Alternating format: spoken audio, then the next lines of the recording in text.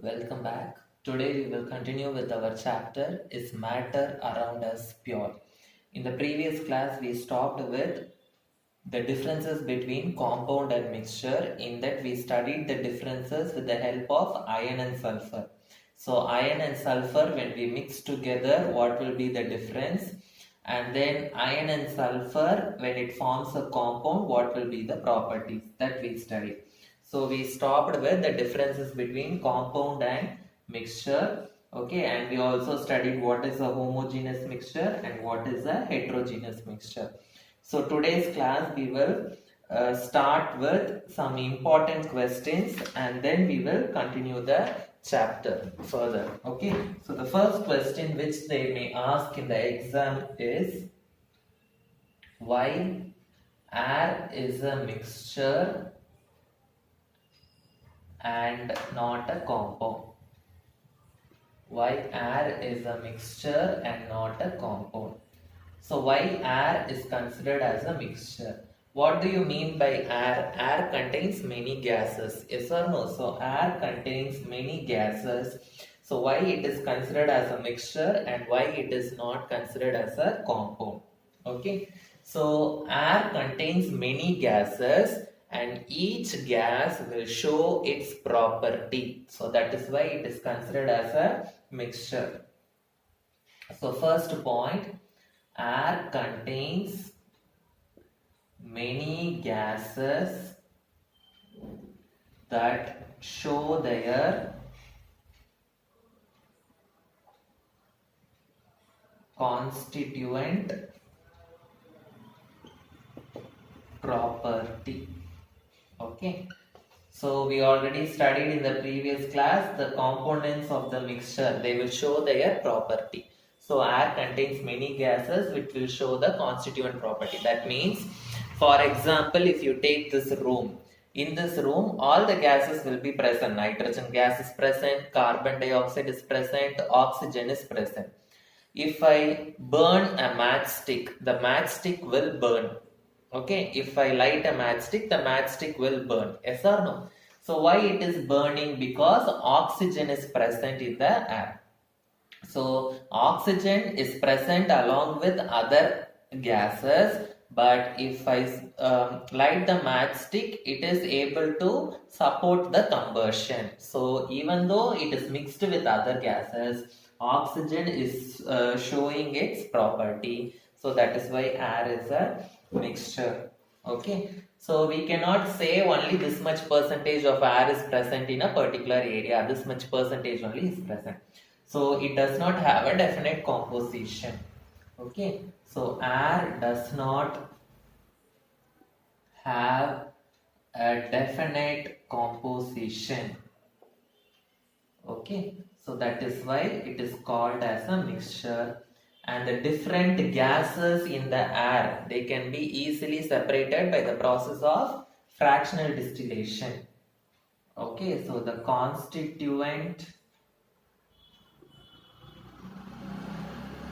gases in the air can be separated by fractional distillation.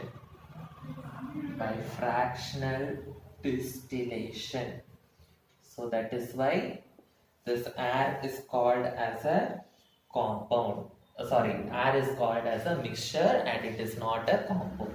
So the next question which they may ask is why water is a compound and not a mixture. Why water is a compound and not a mixture.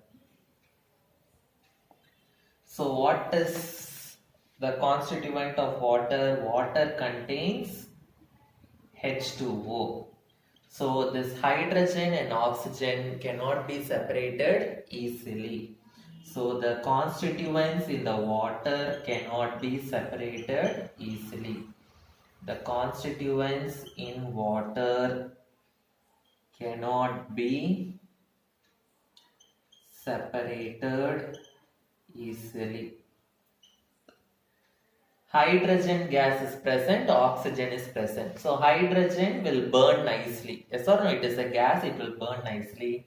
Oxygen also, it is a supporter of combustion, it will burn nicely. But water contains both hydrogen and oxygen. Will water burn nicely? No, water will not burn nicely.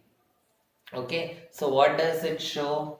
The water contains hydrogen and oxygen, but it does not show the property of hydrogen, it does not show the property of oxygen. Okay, so it does not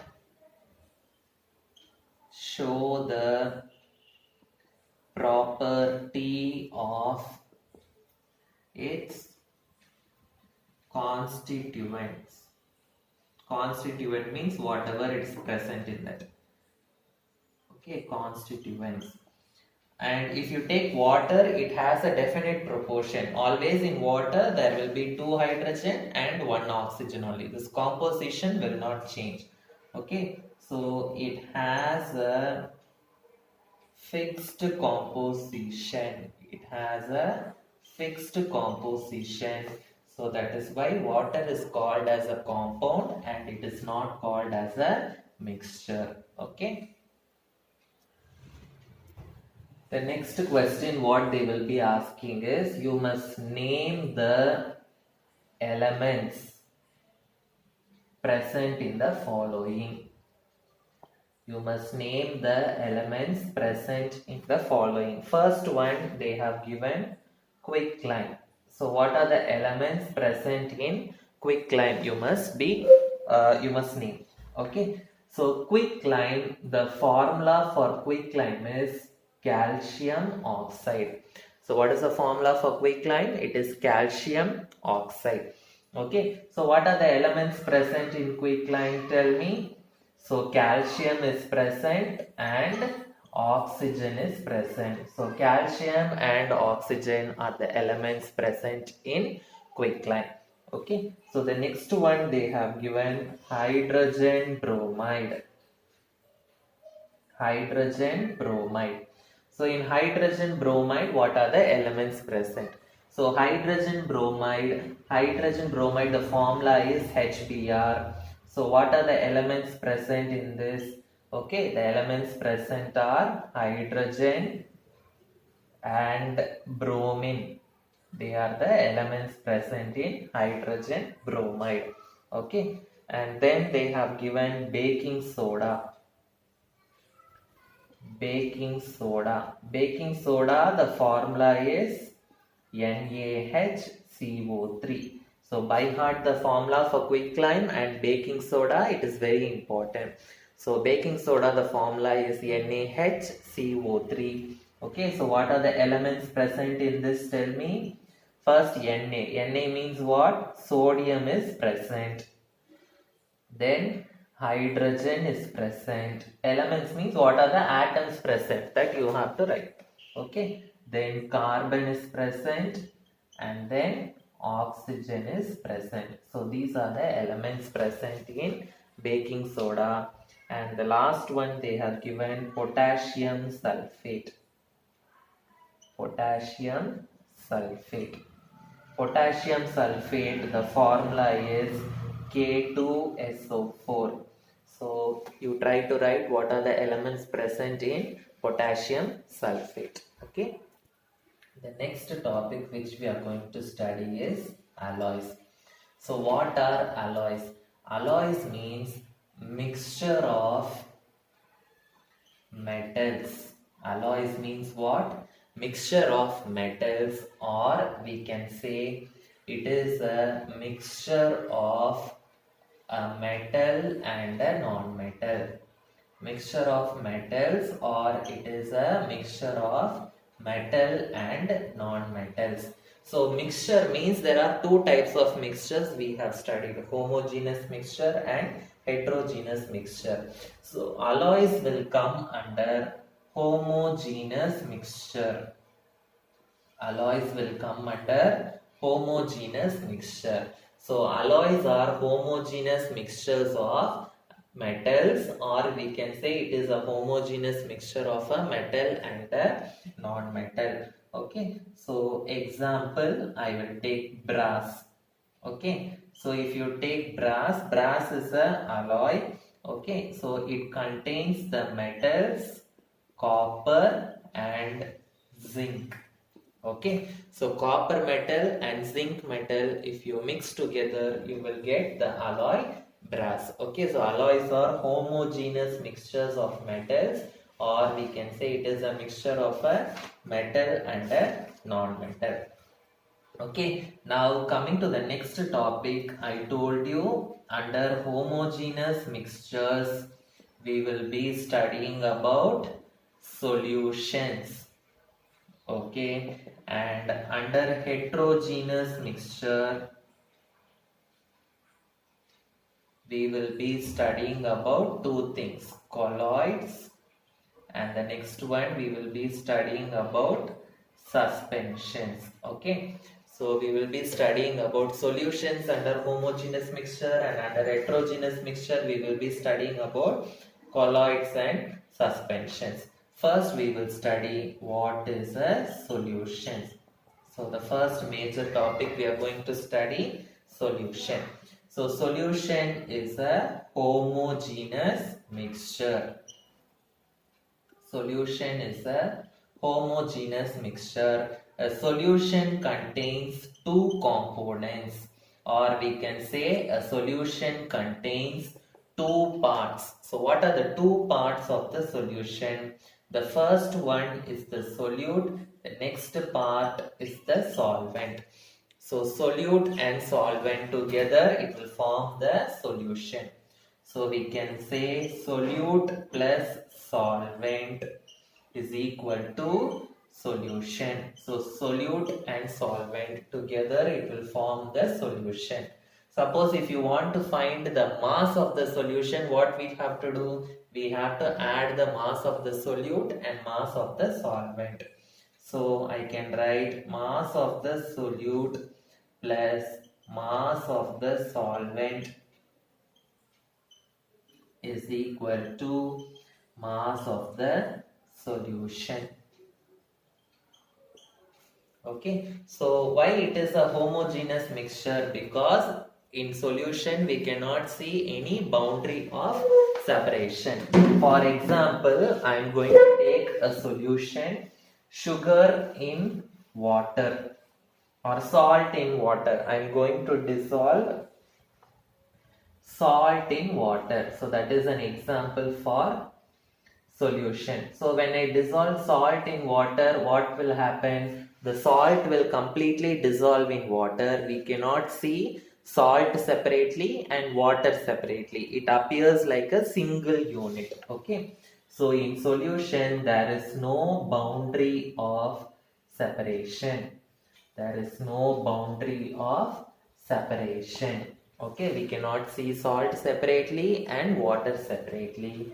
And the next one, the salt will be dissolved in full solution. Suppose if I take a glass of water and if I dissolve salt in that, okay, the salt will dissolve in the entire content of the water. Okay, so a solution, okay, in the solute will be present all over the solution. We cannot say in this place only salt is present, or in this place only salt is present, like that we cannot say. Okay, so the salt will be present in the entire solution. So what we can say, okay, the solution has complete composition. Okay, or we can say the solute mixes completely in the solvent.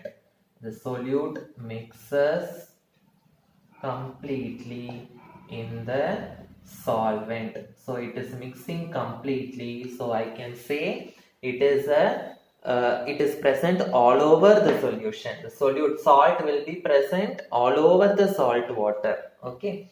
So it has a uniform composition. Uniform composition means if I dissolve salt in water, The entire water will become salty. We cannot say only few amount of water will become salt, few amount will be non-salty like that. Okay. So the full water will become salty. So I have to write it has a uniform composition. So after dissolving salt in water, will the salt settle down after some time? No, the salt will not settle down after some time. So if the content is not settling down, we can say that it is stable. Okay, a solution is stable. Solution is stable because the contents will not settle down. The contents does not settle down at the bottom. The contents does not settle down at the bottom. So we can say a solution is stable because it does not settle down at the bottom. Okay. So now I have told you a solution contains two parts. One is the solute and the other one is the solvent. So let us see what is a solute and what is a solvent. Okay, so if I mix salt in water, okay, so which one I am adding in water? Salt only, I am adding it in water. So the component which I am adding, that component is called as the solute. Okay, the component that is added, that component is called as the solute. So which will be present in more amount? Salt will be present in more amount or water will be present in more amount? Water only will be present in more amount. Salt will be present in lesser amount. So we can say the solute is present in lesser amount. Solute is present in the lesser amount in the solution. Okay, so solvent means what? The component which is present in the larger amount. The component which is present in large amounts, it is called as solvent. Okay, in solvent only the solute is dissolved. In solvent, the solute is dissolved. The solute is dissolved in the solvent. So I hope you understood what is meant by a solution. Okay. So now after dissolving salt in water, will you be able to see the salt particles with the help of your eyes? No. Okay, so the particles will be very small. You cannot see the particles with the help of your eyes. Even under a microscope, you cannot see the particles. Okay, so the particle size is very small. Okay, so very small means it will be less than 1 nanometer. It will be less than 1 nanometer. Less than 1 nanometer means 1 nanometer is equal to 10 power 9 minus 9 meter. So the particle size will be less than 10 power minus 9 meter. Okay, so the next point is, so I told you the particle size is very small, so we cannot see it under the microscope. Okay, so the particles cannot be seen under a microscope. Okay, so if you filter this salt water, okay, suppose if I am filtering the salt water, I will not get salt separately and water separately. So the particle size is very small. Even if you filter it with the help of the filter paper, the particles will pass through the filter paper. Okay, so it cannot be separated by filtration. It cannot be separated by filtration. Okay, why it cannot be separated by filtration? Because the particles are very small and it passes through the filter paper. The particles are very small and it passes through the filter paper. So that is why we cannot separate it by filtration. Okay, and the particles are very very small. So the particles, suppose if you take a beaker containing salt water, the salt particles will be very very small.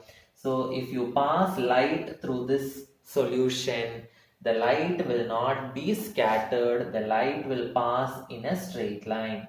Okay, so the particles in the solution does not scatter light. Okay, so the particles does not scatter light.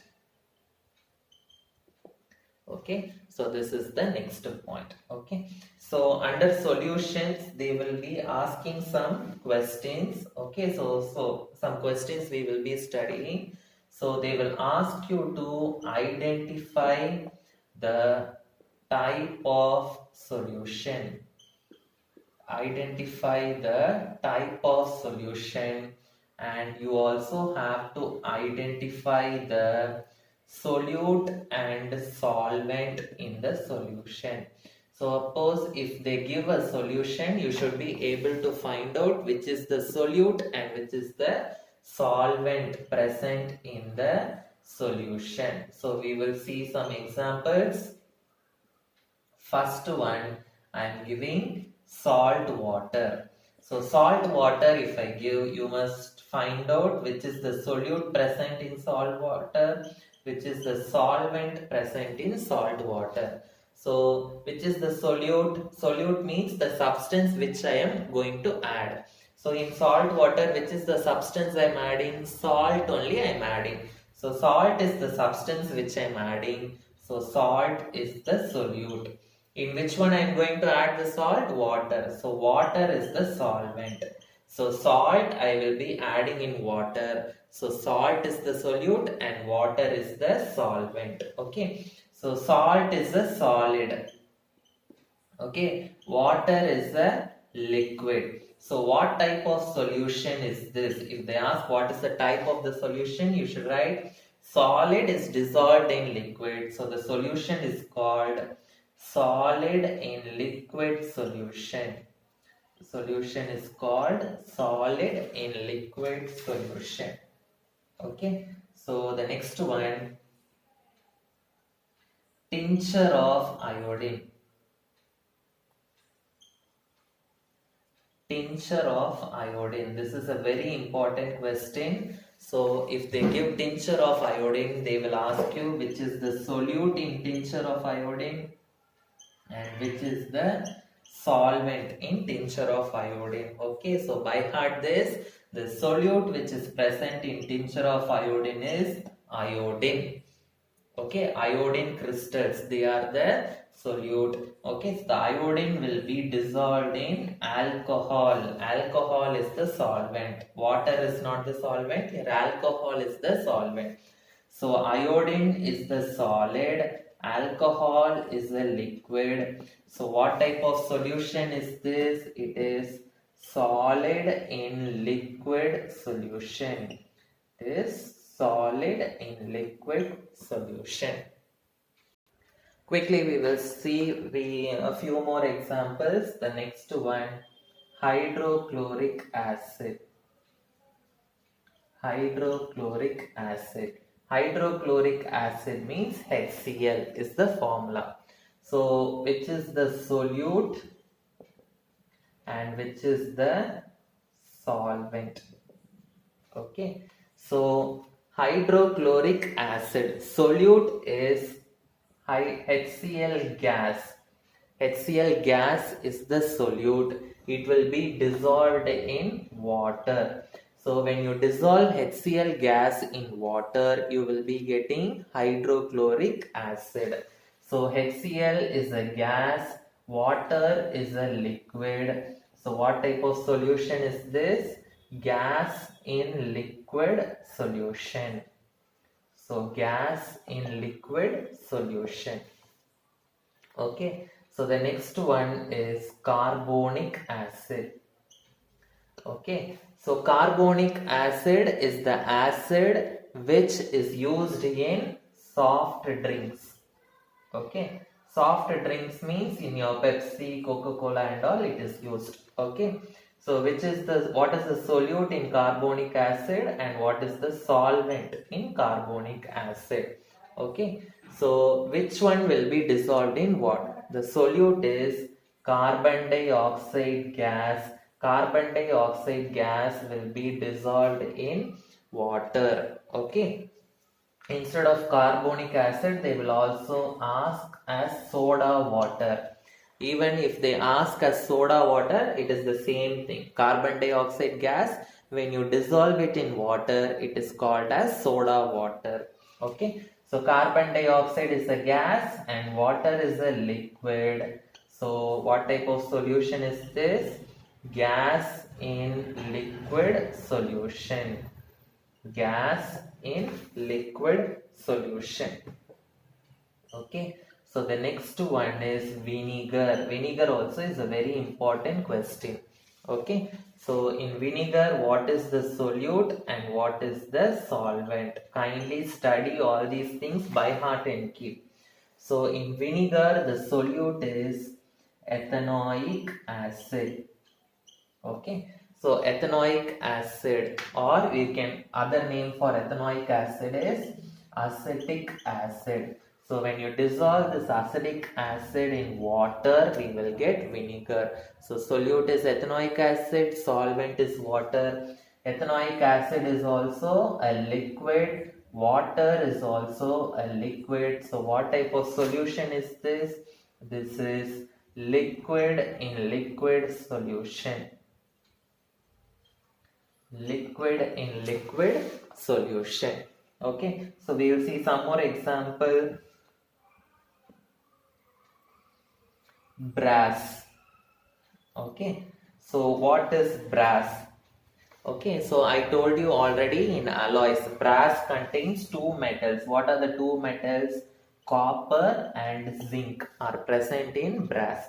So in this, which will be in lesser amount, that is the solute, and which will be in larger amount, that is the solvent. Okay, so the zinc metal will be in lesser amount. So zinc metal is the solute and copper metal will be the solvent. So how will they will mix the two metals? They will melt both the metals and they will mix both the molten liquids together. That is how we will get the alloys. Okay, so solute is zinc and solvent is copper. So zinc is also a solid metal, copper is also a solid metal. So what type of solution is this? Yes, solid in solid solution. It is called as solid in solid solution. So we got many types of solution. Gas in liquid solution I got, liquid in liquid solution I got, solid in solid solution I got, and salt water if I take, solid in liquid solution I got. Okay, so all types of solution are possible, but only one type of solution is not possible. What is that? Okay, gas in gas solution is not at all possible. Gas in gas solution is not possible. So why? They will ask this as a question. Why a gas in gas solution is not possible? So when a gas is mixed with another gas, it will not form a solution, it will form a mixture. Okay, it will form a mixture. Okay, so all the gases. Okay, so when you take a big container and if I put two gases inside, nitrogen gas and oxygen gas. Okay, so nitrogen gas also will fill the container completely, oxygen gas also will fill the container completely. So it will be difficult for us to find out which is present in lesser amount and which is present in the larger amounts. Okay, so that is why we cannot say the gas in gas solution is not possible. Okay, so why gas in gas solution is not possible? Okay, so gas in gas solution is not possible because the gases do not mix. Sorry, gases, it is difficult to identify which is the solute and which is the solvent. It is difficult to identify the solute and solvent. Okay, so we have just generalized that. Okay, uh, that all the gases will be solutes. Okay, so all the gases will be solutes. Suppose if you take air. Okay, suppose if you take air, you know it is made up of 78% of nitrogen and the remaining percentage is made up of other gases. Yes or no? So remaining is made up of other gases. So here we can conclude that so these other gases are present in lesser percentage. Nitrogen is present in higher percentage. So here I can take it as nitrogen is a solvent and other gases I can consider as solutes. Okay. So I hope you understood what are solutions. So in the next class we will be studying what is colloid and what is a suspension. Thank you.